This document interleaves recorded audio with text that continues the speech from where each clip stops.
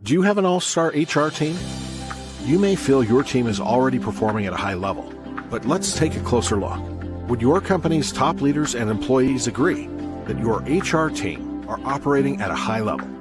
Are team members able to influence top executives on difficult topics? Are team members business and strategy focused on the challenges the organization is facing? Does the executive team trust your direct reports as advisors on human capital issues? If you can answer yes to these questions, you have built an outstanding team. If you feel there is room for improvement, Strategy Focused Group can create a custom development program to elevate the quality of your HR team. Please email us at info@strategyfocusedgroup.com.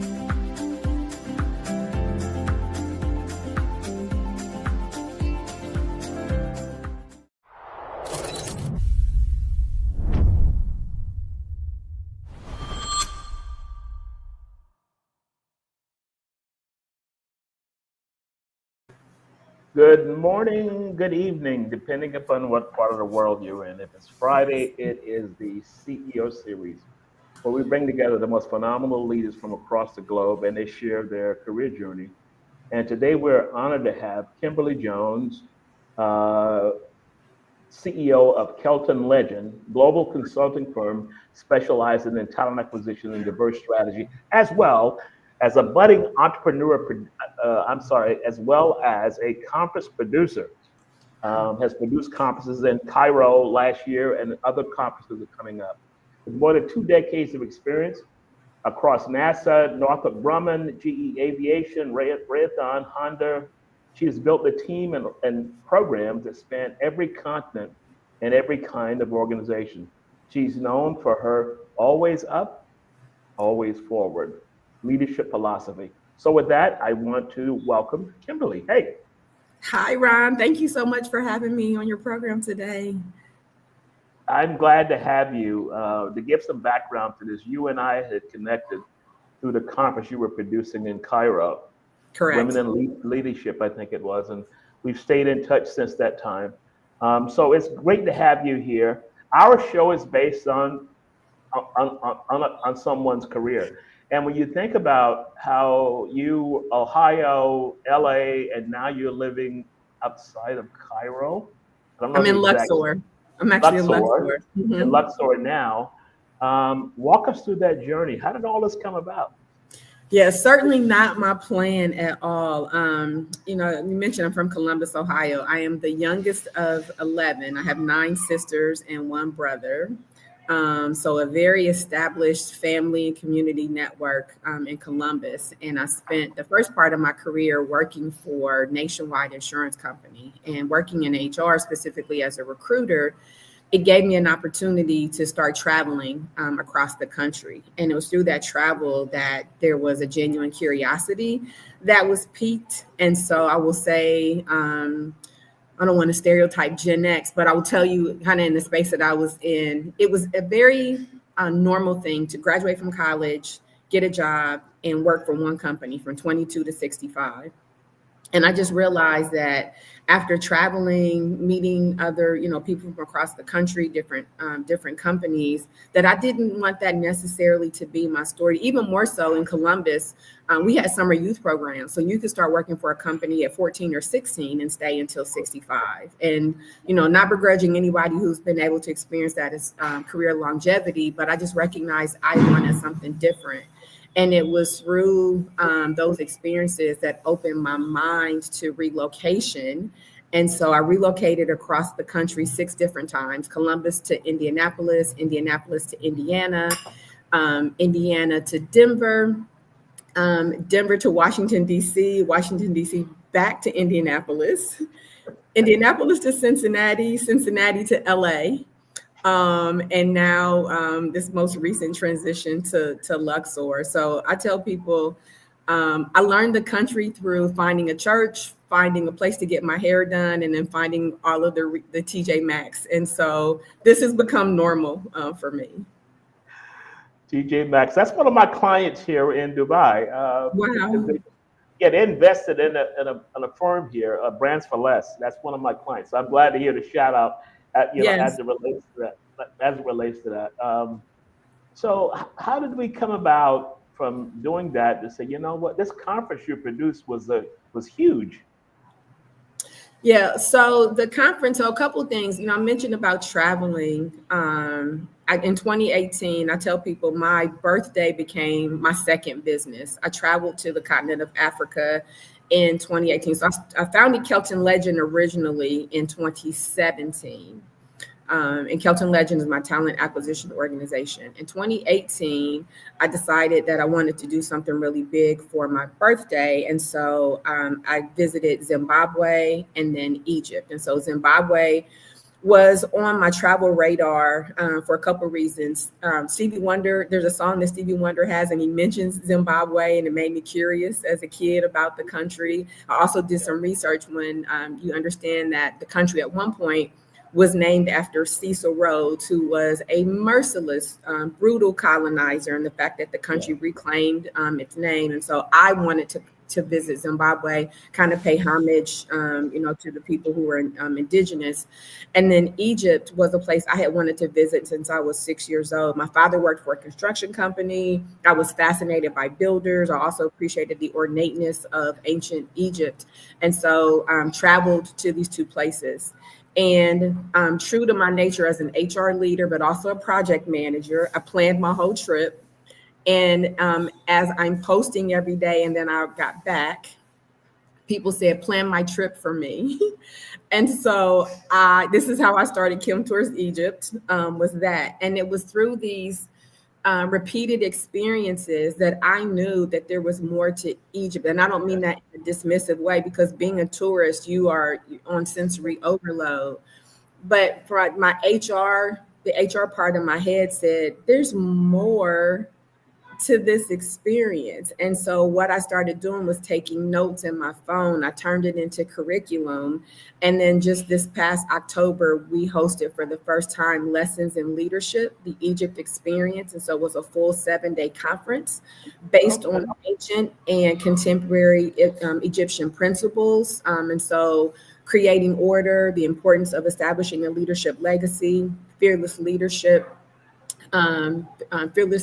fearless leadership, and tapping into your team's natural gifts. And they're all, each one of those four is anchored in either an ancient or a contemporary Egyptian principle. And we decided to focus on women first. This was my year of proof of concept, but I also just recognized there's a lot of things going on in the world. And I saw an opportunity to really give a place for women to challenge what they have been seeing under this concept of leadership, and let's reframe what it means to be a leader and those principles that leadership is really linked to. That's awesome as you walk through that journey, because you pulled something out of there, and the thirst was there, and now you've created something again that now it's going to take it to a totally different level. Yeah, it gave me an opportunity to combine both of my companies, both Kelton Legend and Kim Tours Egypt. Like I said, I'm always an HR leader. I'm always a recruiter. I'm always, especially when I meet people in the airport. But like I said, just being able to link and align the HR and leadership perspective with tourism to such an amazing place. I feel really fortunate that I've had an opportunity to create this and create something that people had a genuine appreciation for. Yeah. So when you think about all the changes you've got, challenges or changes that you've gone through over a period of time, how do you stay focused? Because you've got a lot of things in the air, and you're trying to work through this, work through that, and say, oh my goodness. Yeah, so I'll say focus two ways. Personally, I will say I have a genuine drive or desire, specifically around ambition. My mind is always going. It feels like a marching band sometimes, honestly, that I'm like, stop, turn your head off, just stop. And so some of my focus is because I am always looking for something more meaningful and something more impactful. The second part of my focus is a lot of what I learned working in engineering organizations. I've been very fortunate to work for some of the most globally recognized engineering organizations: Honda, Raytheon, Northrop Grumman, GE Aviation, and NASA Jet Propulsion Laboratory. I've told people multiple times, I am a much better HR leader because of what I learned from engineers. And engineers, and I don't mean this in a derogatory way, Mindset, I know. they're less emotional and more logical. And so the ability to really document facts in order as the core of problem solving, and then you finesse it with some of the other, soft skills.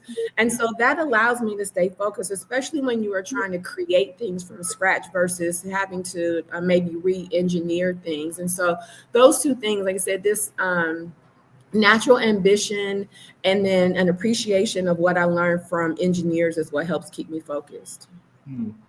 I call that the thirst for learning. I just got off of a flight, 14 hours. I flew back from JFK to Dubai. Got here last night at Oh, wow. 8 o'clock. But that's normal food. That's my normal commute. So as opposed to going through the Lincoln Tunnel, I go through Dubai. I go through JFK and Dubai. But I use that time to think. Yes. And read. I have the articles I want to read, and I do that. And I know a lot of the people on the airline. They said, "Ron, you're always working." I said, "No, this is my time to think." So it's kind of the same thing that you were talking about, right? Yes, absolutely, absolutely. And I hear my mother was a voracious reader. She loved the evening newspaper. She would literally read the newspaper from cover to cover. And this is the newspaper that had multiple sections. I'm not as much of a book reader as I am a Google intranet person because there's so much new information constantly being published. I will go down a wormhole and be up until 2 a.m. because one article leads you to another article. And I don't necessarily consider it work as much as I do enlightenment or enrichment because there's so much more to build on from an idea, and being able to either validate it or refine it through what you read is really important. Yeah. You mentioned your mother. I think my thirst for reading came from her because whenever she would come to New Jersey, I'd have to get all of the papers. In South Carolina, it was limited. You got the state newspaper and one other. And she would sit there and read all day. And I got the thirst from reading from her. Thank you. I thank her so much for that because as we move through different phases of life, you've got to stay focused on what's happening outside. Yes. As opposed to just being in that cocoon that we can probably put ourselves in. Yes, for sure. So when you think about how that consistent source of trying to figure things out, what inspired you the most to say, I want to explore? Because lots of people would have had those feelings and they would have anchored it to, I'm going to be here for 20 years and I'm going to walk away. But 19 years of those were miserable. Yeah. So I will say my transition was in phases. And so leaving from Nationwide was clearly a big change because I had been there for 13 years. It was a company I clearly could have stayed until 65. I have plenty of friends who are still there. And so it was the thought that let me go try something different. And if it doesn't work out, I'll just come back. It felt like a safety net. And it took me less than a year to realize, I'm not going back. There's not, and not like backwards regression. I just knew that I had more interest in a different direction. So that was, kind of initial motivation. I will say the motivation to start my own organization, I had worked for such globally powerful names, Honda, Raytheon, NASA Jet Propulsion Laboratory, just organizations that are at, kind of the pinnacle of where they operate in the industry. I also recognized I had gotten really comfortable with a robust compensation package, a 6-figure salary, bonuses that allowed me to shop and travel and first name basis with the girls at the Louis Vuitton counter. All of those things make you really comfortable. I also recognized though that I had in me a desire to consult and not be held to someone else's standards.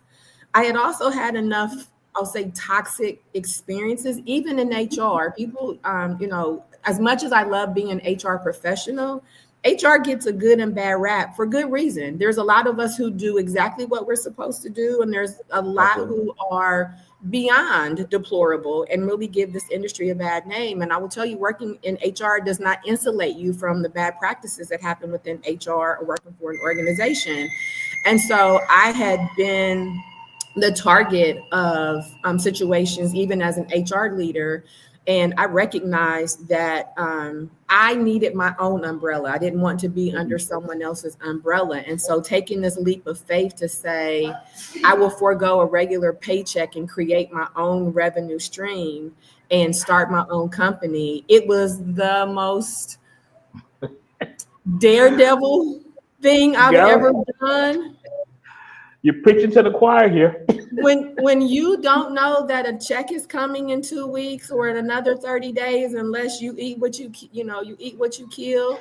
But it was necessary because I knew there was more for me to be able to do, and I didn't want to do it. I knew I'd never be able to do it under the confines of someone else's vision.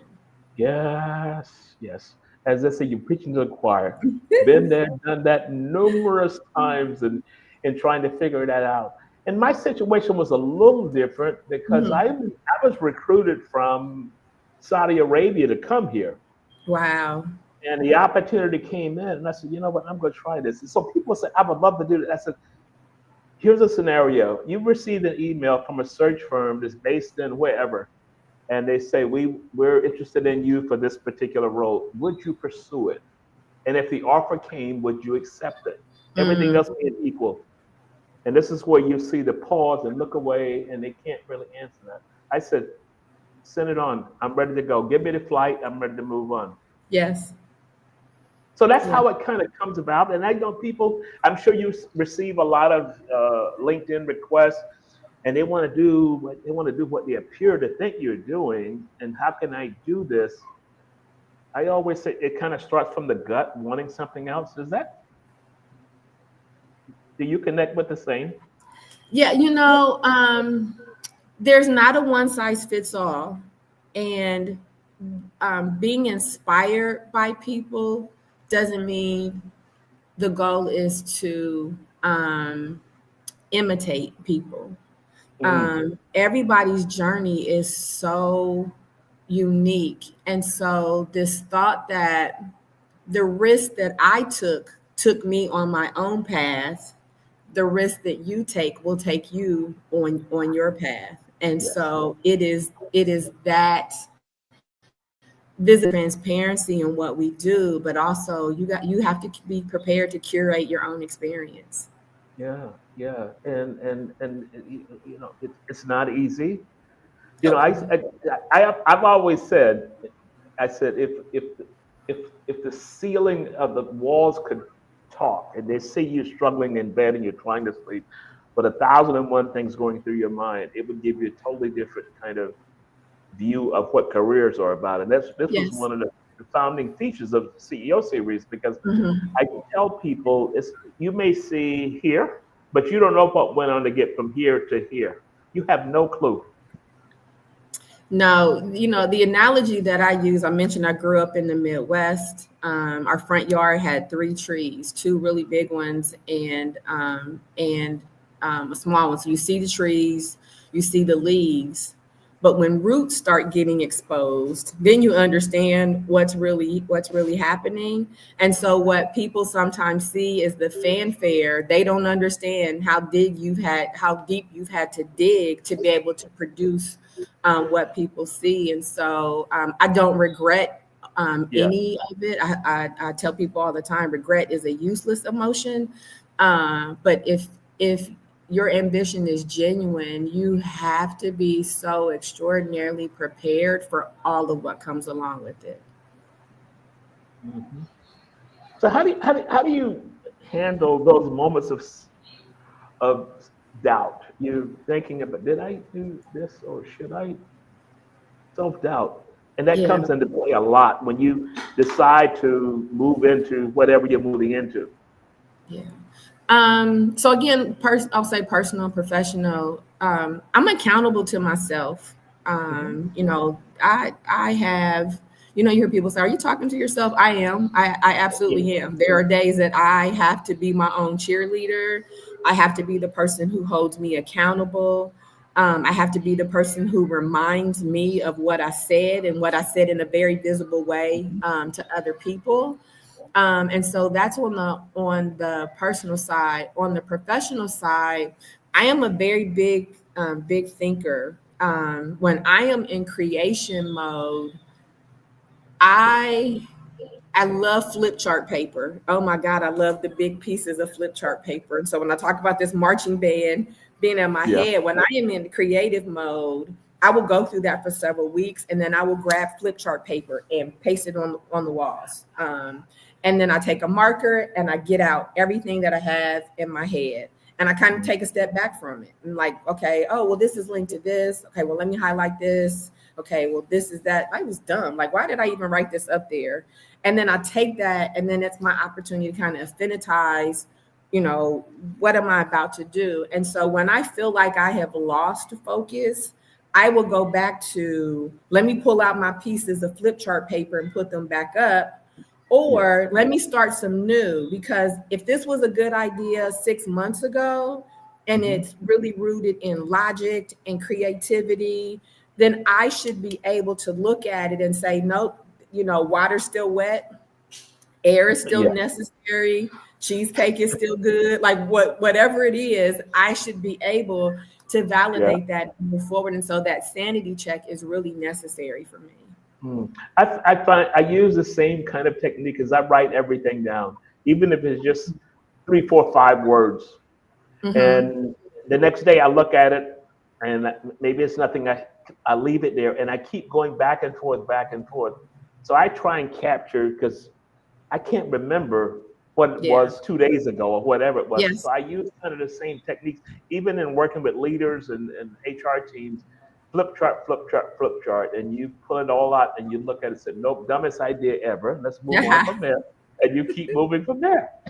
So it's kind of the same approach Yes. that we walk through. So as you have been going through this process, you transitioned to each particular piece, but I'm sure there were times that the next direction did not go as well. How did you pull back from that? So you talked about using the technique of capturing everything. Is there any other way that you look at it? Maybe that could be through a mentor or someone you bounce something off of.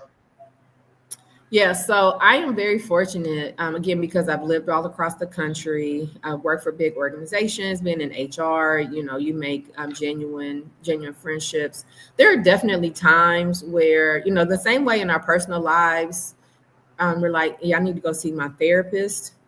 You have to also have, I'm going to call it a mentor therapist, Yeah. somebody that you can be raw with, and that you're also not afraid to hear the truth from. And so there are definitely colleagues that I have that I touch base with on a regular basis. People who I know are casually watching, but also like, hey, I need to reach out to you, you know, for a few minutes. I'm just share a couple names: Dietrich McGuire, Tracy Neesmith, Kamaria Henson, Ingrid Ellerby, Tia Tucker, Kirsten Greggs. I think about just, you know, where I'm at and things that I'm doing, and not just reaching out to them because I want to pacify. Please tell me I'm doing the right thing. They're Yes. not your friends if they're not going to be honest with you. But hey, I have this in my head. I'm not sure. Am I in the right place? These are people that I trust emphatically, that if I reach out to them and they say yes, don't back down, or they were like, girl, you tripping, please stop. You have to be prepared for whatever that advice actually is. Yeah, that sounds so cool when you talk through that, because I mean we all go through it. I call them I have a personal board of directors. Yes. So when you Yes. think it's the same. It's the same. So when you think in terms of what you're doing, you think in terms of an organization. Organizations that cover the globe. Micros, they have a board, that they go to and kind of talk things through. It's the dumbest idea ever. Great idea. How can we dig it down a little deeper? And I think every person should have, I call it my board, that I can always reach out to someone either in New York City or either in Dubai or either in Singapore, and we just sit and talk. Mm-hmm. And we hear each other out. They've got issues they're dealing with. I'm on their board, so to speak, and we just kind of hash things out. But I want to get back to the concept behind that, is that we can't think all of this through ourselves. You can't. And here's the thing with that. I mentioned Ingrid Ellerby. She's a person that I have partnered with a lot for diversity, equity, inclusion. There's a med tech program out of Stanford focused on diversity in the medical technology field. And we talk about the benefit of diversity specifically in medical devices. And one of the concepts that we focus on, we all have blind spots. And so if you are living your life solely through your lens and not benefiting from the lenses of other people, it's just a very myopic approach to life. And so having other people in your life who see things differently, who are able to uncover or help amplify something that you might have overlooked or completely taken for granted, it's absolutely necessary. All of this has come back to, I've mentioned this in your intro, always up, always forward. How did that come about? I love the branding. I always love branding because you can always refer back to that. Walk us through that.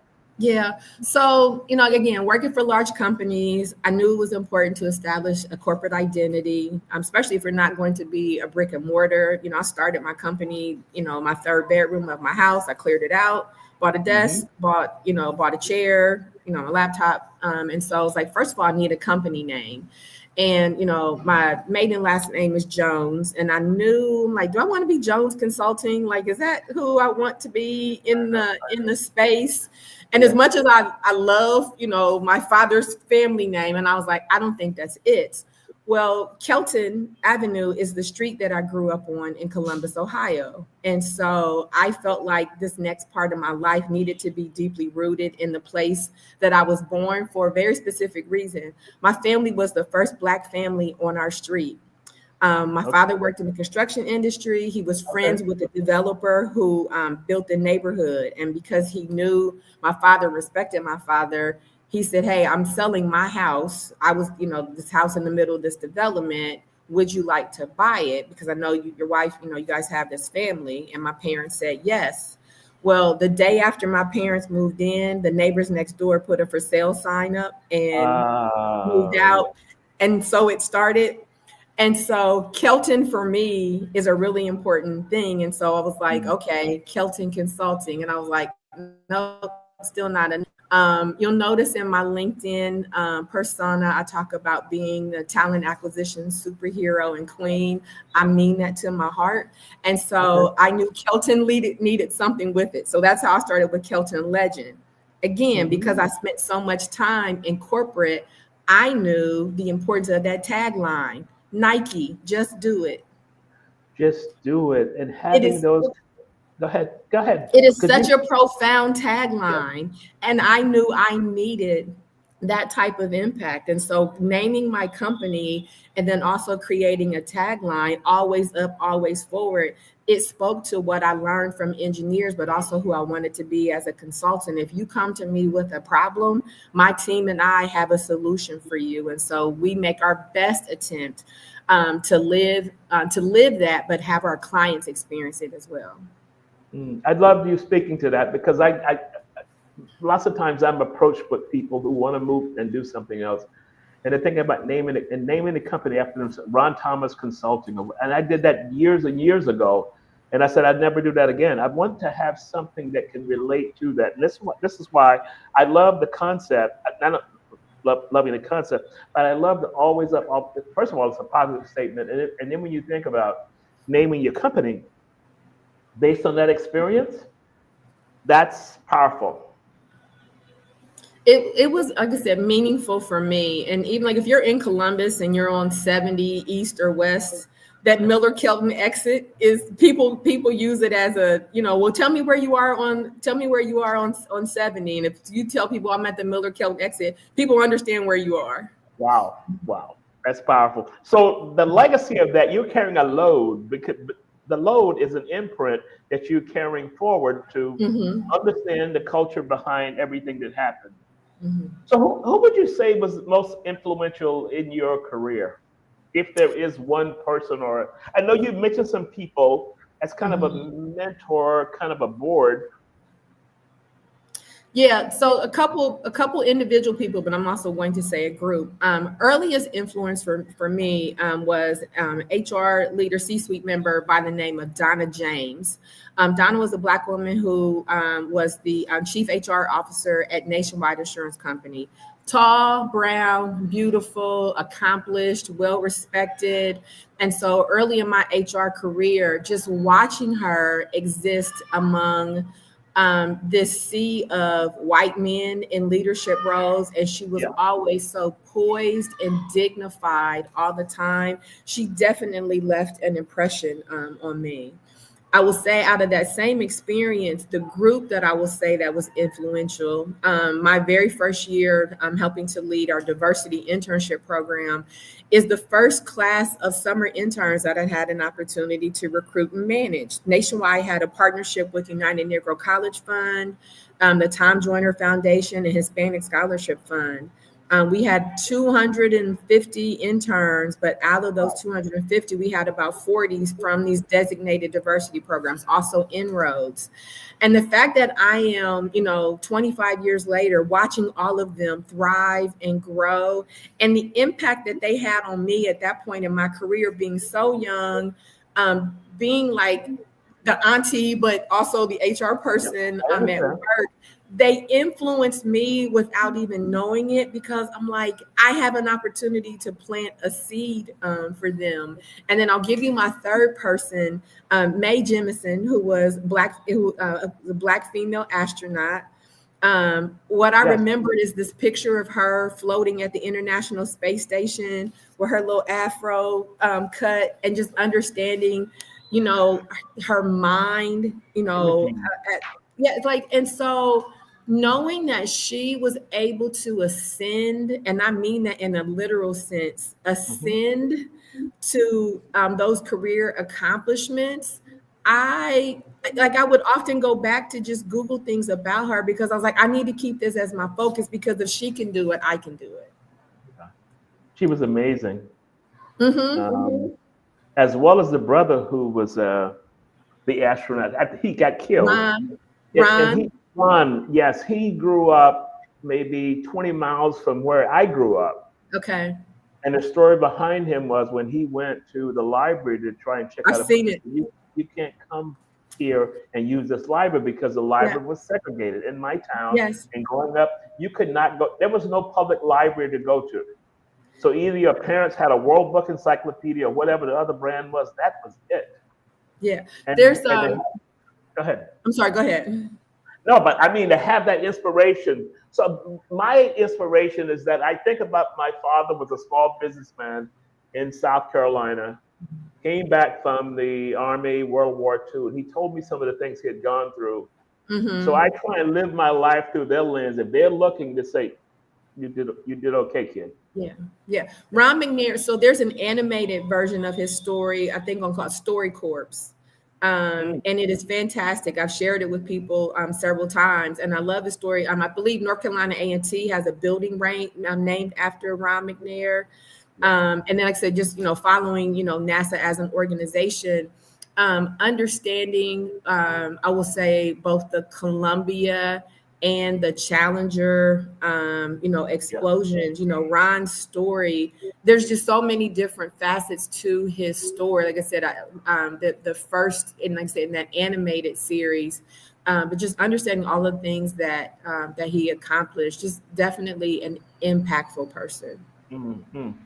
So, I consider that as a reference point. So what is your Mm-hmm. reference point? We talk Mm-hmm. about mentors and all those kind of things. And sometimes it goes beyond that because I gave you my situation, you've given me yours, which is powerful and more of a natural approach. And mine is more homegrown. My mother would always read. I learned I developed a thirst for reading as a Mm-hmm. result of that. And then I moved on beyond it. So now I'm going to do a podcast or I'll do audio books and all those kinds of things. But I think lots of times the grounding, it comes from how we grew up, as opposed to the executive vice president, who's a good friend. I can talk to that person, but sometimes it goes a little deeper than that. Yeah. So how do you develop people? I mean, with all of the things you've talked about today, how do you develop the next level of Kimberly's who's going to make an impact? Yeah, I'm putting you on the spot. Yeah, so I'll say a couple of things. One, for people who take a look at my bio. So I worked for University of California, Irvine for 7 years. So originally as an instructor, but then had also joined the HR leadership team for 5 years as well. And part of the team that I had responsibility for included people who were early in their career. And when I think about, some of the members of our TA operations team and then our talent strategy team, one of the things that I always wanted to be was honest and visible to them. Also extraordinarily honest. There's a term that I will tell you, I don't necessarily have the fondest concept of, and it's this, oh, she manages up well. Yeah. And when I hear that, it's typically a person who also will, at the expense of their team, do things to the benefit of the leadership team and sacrifice their team members. Mm-hmm. And I never wanted to be that type of leader. And so where I understood in a leadership role, if a decision has been made, at the top that I need to get on board and be able to move that forward, it did not require me to compromise who I am as a person and not also be honest with my team to say, this decision has been made, here's what we are doing, and not a but, and let me also share with you why I don't agree with it, but this is what we are doing. And so for me, it is that honest and visible leadership to let people know you don't have to compromise who you are to still be part of a leadership organization. And so I try to do that on a regular basis. I'll tell you one additional piece of this. Part of the team that I managed had responsibility for what we call the HR front desk. People coming in for onboarding appointments, people lost looking for information. And not everybody was always on their best behavior when they would come to the front desk. And there were several times where I had to come and intervene in a very present, dominant kind of way. Like, oh, you asked to speak to a manager, here I am. And so my team always expressed appreciation that no, Kim is going to take care of us. And so part of what I'm doing to help make sure I'm building leaders is to let people know you can be true to yourself and you should be true to yourself. And if you find a situation where you are having to choose, you got to make a decision then about whether or not that's a place for you to be. And so those are my efforts around who, what the next group of leaders might look like. The phrase managing up well, or you're very good at managing up. To me, that has connotations from growing up in South Carolina during that era. I won't even go there with that because I can give you a dissertation on managing up, because I've seen people managing up, but it was for the detriment of the people below them. Correct. Correct. So we're on the same page. We're on the same page as it relates to that. So talk to me about DEI. DEI has been bastardized across the U.S. And I got my first job through affirmative action, because otherwise, when I came out of school, you were either going to sell insurance, you're going to become a teacher. Not negating any of that. I knew that's wasn't what I wanted to be. And IBM, Xerox, all these companies had a big symposium down in Atlanta, and they were inviting diverse people to come in and interview for jobs. I got 3 job offers, and that's how I was able to get out of that, being stuck in that mode. So talk to me about DEI and the importance of it Yeah. So I'm glad you mentioned affirmative action. I will tell you, as an HR practitioner, having to be responsible for compliance and employment law. So affirmative action, EEO, specifically for working for government contractors through the Department of Labor, Office of Federal Contract Compliance Programs. Those are laws where something has been codified to make sure that you are being fair with people. DEI is not a law, it's a business opportunity. And so one of the things that I've always shared with people is, do you really need somebody to tell you do things that are creative to make you more competitive? Because I can strip away all of these acronyms. We call it peanut butter and jelly sandwich if you want to. But do you really need somebody to tell you that you can make a better product or provide a better service if you have a diverse team? Let me give you an example. Again, I've mentioned working in engineering environment. One of the things I do very consistently to disarm people emotionally when you're having conversation about diversity, because they hear Black or woman or LGBTQ, and I'm like, I'm not calling you racist. I'm telling you you're missing an opportunity. So by show of hands, how many people in this room are left-handed? And then people are like, what does being left-handed have to do with diversity? Let these left-handed people tell you what it's like to live life being left-handed. And so if you are in an engineering organization and you are creating a product and you have not given consideration to how a left-handed person might use your product, you have missed an opportunity. I'm still talking to you about diversity. And so one of the things that I have learned, regardless of what, happened earlier this year with the current U.S. administration trying to vilify diversity, equity, inclusion, what they vilified is not diversity, equity, and inclusion. What they vilify is, people have been dismantling our good old boy network and entitlement and nepotism. We feel threatened, so let's call it the bad guy. I'm talking about business opportunity. And so now, to a certain extent, I will tell you there are some diversity practitioners who worked to the demise of diversity, equity, inclusion, because far too many people were allowed to call themselves diversity champions without the body of expertise. And so someone had posted, diversity work is messy. And I'm like, a baby's diaper is messy. Like, please don't confuse what diversity is. And so it is about an opportunity to leverage the collective talents of all of your employees, what they see, what they think, how they feel, how they problem solve, to make sure you are providing the best possible service and and creating the most competitive products. And so regardless of what a law says, there is nothing that's been invalidated about who I am as a diversity leader, because I know I'm doing good work. I know I mentioned Ingrid earlier. I'll tell you this one piece and then I'll pause. I mentioned Ingrid Ellaby earlier. As Black people, we have more melanin in our skin. And so if you put a pulse oximeter on your finger and it doesn't read your oxygen level correctly because it doesn't know how to penetrate melanin correctly, you can be misdiagnosed. That came through awareness that we are different. And so this concept of diversity, equity, inclusion in food nutrition, in healthcare, in bicycle designs, color blindness. Men are more affected by color blindness than women are. Well, what happens if I now own a men's clothing store and I take into account that men come in this store and might be colorblind and may not have the benefit of a spouse helping them match up something? So it's these lost opportunities that really are at the core of diversity, equity, and inclusion.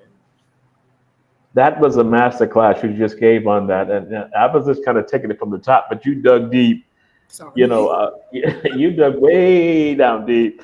As it relates to that. So my conversation, and I don't hear that so in the Middle East for the most part, because you go into a business meeting, everyone in there is for the most part is brown skin, so you don't hear all of the things that could possibly pop up, and maybe that's just the audience that I'm dealing with, but.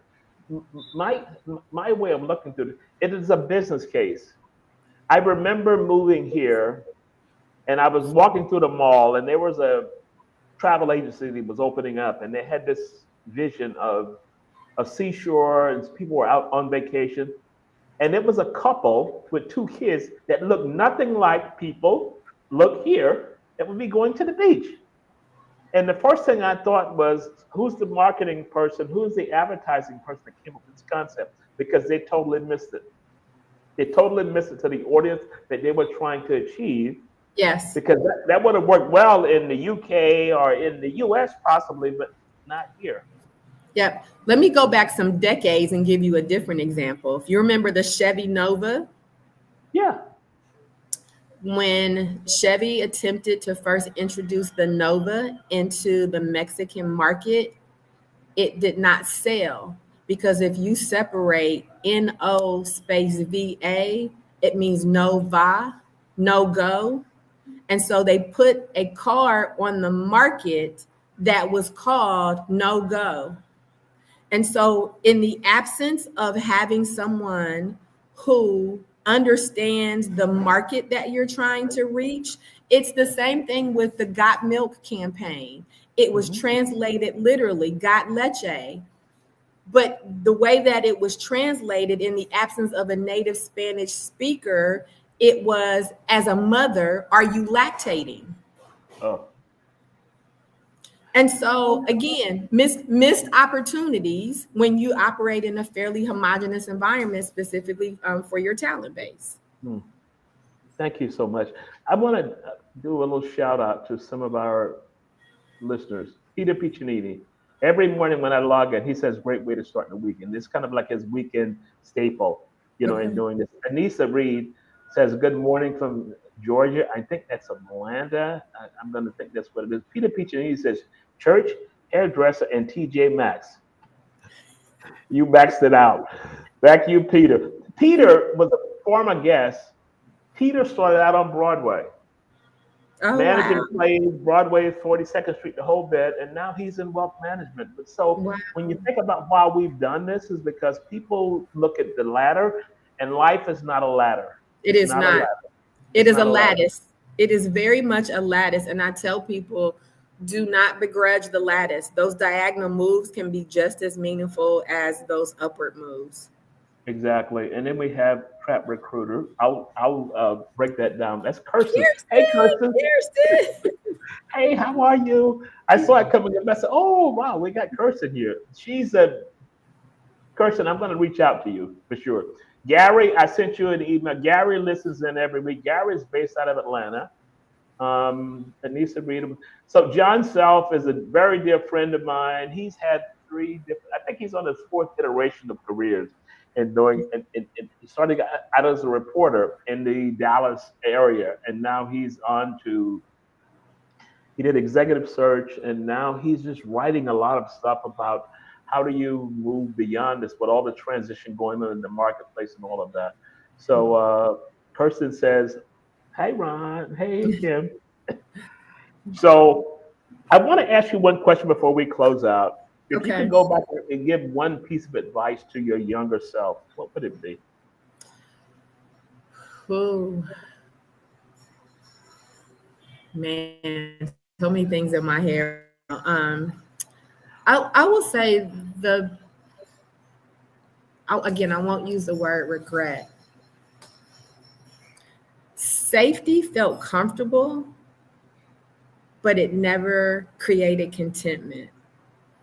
And so not being afraid of being afraid is probably the advice I would give. And, I mentioned I'm the youngest of 11.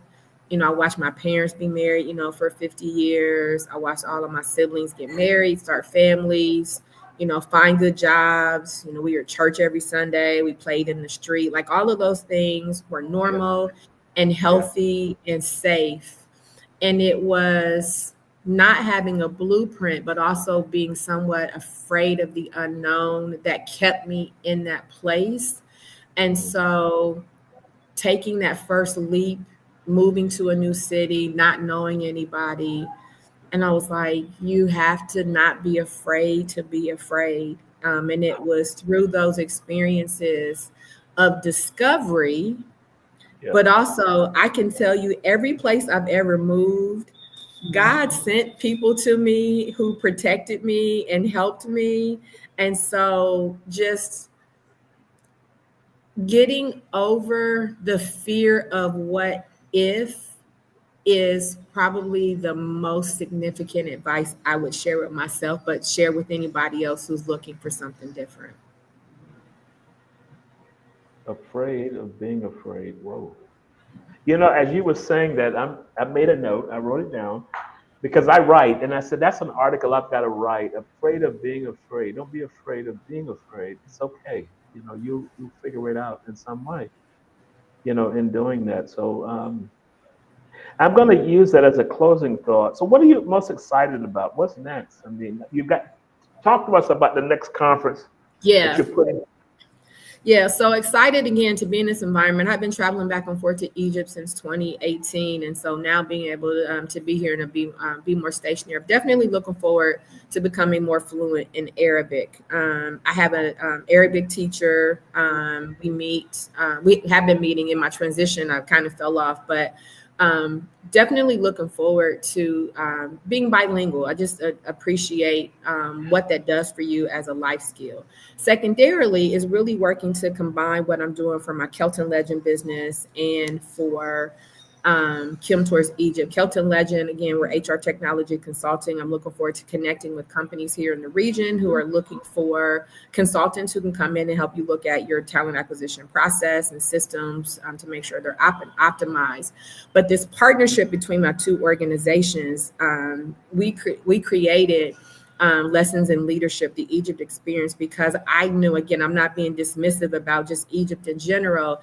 I knew there was a way to teach leadership from a completely different perspective by digging into or tapping into these messages. And so the first year's conference, again, we just wrapped up a few weeks ago, was all women, an amazing group of women.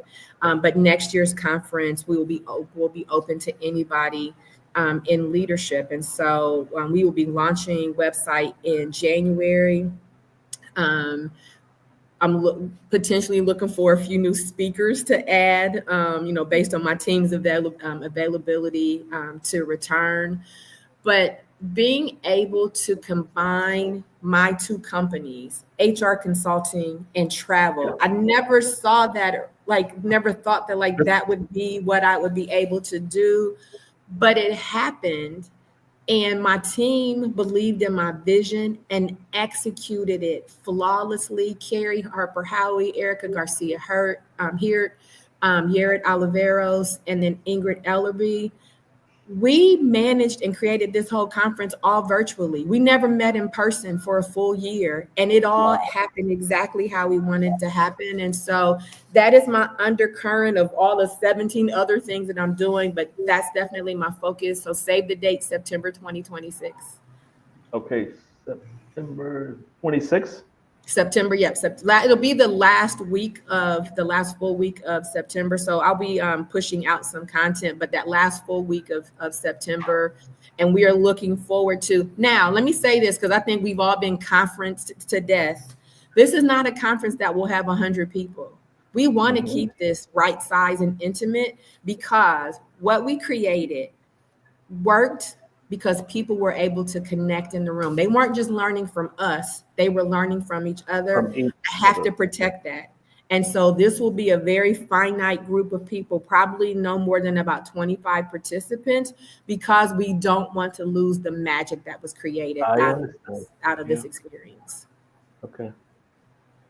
Thank you so much. Thank you. For making the time. And I knew, because we had connected when you were putting together the other conference in Cairo last year, but I knew that this would be a tremendous conversation. So I thank everyone that's listening today, and to everyone that joined us and listened. Pass this on. We just won an award. I'm going to kind of put this ahead of time. Please. We just won an award for one of the top podcasts for learning and leadership. And the press release will come out in possibly another couple of weeks. But we have a couple of universities, their MBA program, this is a part of their curriculum, and listening to this and dissecting it each week. So we're trying to change the dynamic of the latter. Yes. and saying, when you come out of school with this degree, this may look this way, but you're going to have everything that could possibly happen that's going to throw in your way. But you can survive as a result of that. And I think that you gave us a masterclass in how this is done. So for the people that's listening, I really appreciate you listening in every week. And every Friday, it's another journey. It's always a learning experience. We always say behind every title is a story worth telling. Yes. And each story brings us closer to what leadership really means, as opposed to this 1, 2, 3, and how we do it from there. So thank you so much, Ron. Thank you. But I want to ask you before we close: is there anything you would like to leave with the audience? There's so much going on in the world right now, like literally. Tell me about it. And someone had asked me before, like, how do you balance all of this? And I shared a scripture from the Quran. It's Allah gives us the night to rest and light in the day to work. And I just want to encourage people.